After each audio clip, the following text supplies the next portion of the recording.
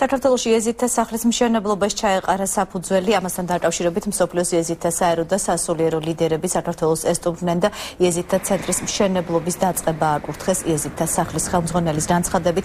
მაშინ განთავსებული იქნება სკოლები, აშენდება ტაძარი, სადაც რიტუალები და ლოცვები ჩატარდება.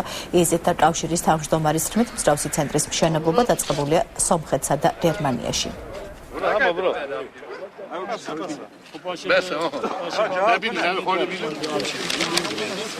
მიზნად ისახავს ეზიდთა კულტურის შენარჩუნებას, სასულიერო და რელიგიური ფასეულობების შენახვას, ასევე ახალგაზრდებთან მუშაობას, რათა ხელი შეუწყოთ მათ ინტეგრირებულები იყვნენ ქვეყნის საზოგადოებაში და უკეთესად გაითვითცნობიერონ საკუთარი ადგილი ჩვენს ქვეყნის ცხოვრებაში. საფუძველს უყრიან კულტურული ცენტრის აშენებას, რომელთანაც ერთად იქნება სამლოცველოს სახლი.